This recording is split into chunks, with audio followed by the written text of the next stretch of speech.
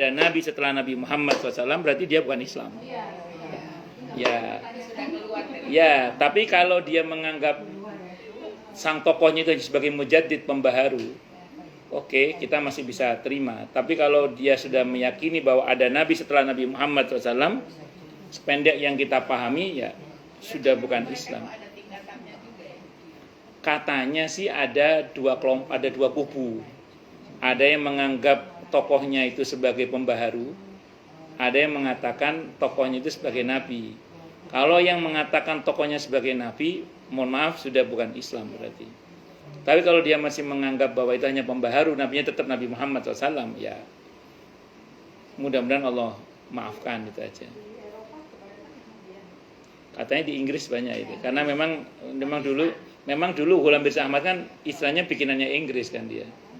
Bikinannya Inggris ya. Ketika dia menjajah Pakistan atau India itu, dibuatlah nabi palsu ini supaya kemudian orang tidak punya semangat melawan Inggris saat itu. Ada. Itu seperti itu. Itu yang saya pahami Bu ya. Wallahu a'lam bishawab. Nggih.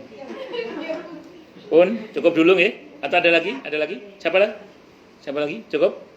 Atau nanti nggih monggo.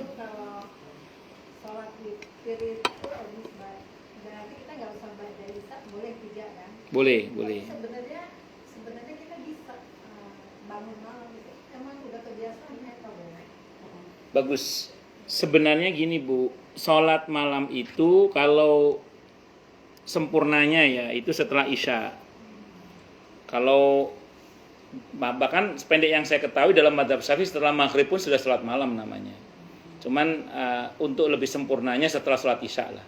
Itu baru namanya sholat malam. Nah, jadi rentang waktunya dari setelah sholat Isya itu, atau bahkan kalau dalam mazhab Syafi'i dari setelah sholat maghrib sampai dengan sebelum subuh. Nah, adapun misalnya ibu yakin nanti bisa bangun, memang sebaiknya untuk jenis yang bisa bangun ini sebaiknya ngerjakannya di akhir malam gitu. Tapi kalau misalnya ibu sengaja mengerjakan sebelum tidur, itu bagus juga, karena di masa Nabi kita Muhammad SAW ada sahabat Abu Bakar As-Siddiq radhiyallahu an, ada sahabat Umar bin Khattab radhiyallahu an. Yang kedua beliau ini beda stylenya dalam sholat malam. Yang satu senang sholat malamnya itu sebelum tidur. Sebelum tidur sudah sholat malam. Dan Nabi memuji sahabat yang sholatnya sebelum tidur itu dengan mengatakan, kamu adalah orang yang berhati-hati. Nah, terhadap orang yang sholat malam sebelum tidur dipuji sebagai orang yang berhati-hati. Betul. Nah, sementara bagi yang sholat di akhir malam, Nabi memuji juga. Kamu adalah orang yang kuat, kata Nabi. Jadi, ya kuat bangun, Bu. Ya. Jadi, kalau orang yang sholat malam sebelum tidur dipuji sebagai orang yang berhati-hati, orang yang sholat malamnya di akhir malam dipuji sebagai orang yang kuat. Nah, mulai jam berapa? Dari setelah, kalau dalam mazhab Syafi'i dari setelah maghrib itu sudah bisa sholat malam sebenarnya. Cuman kalau saya pribadi pilih yang dari setelah sholat Isya saja. Bukan sholat malam biasa. Kalau tahajud harus tidur dulu. Kalau belum tidur namanya bukan tahajud, karena tahajud itu artinya bangun dari tidur.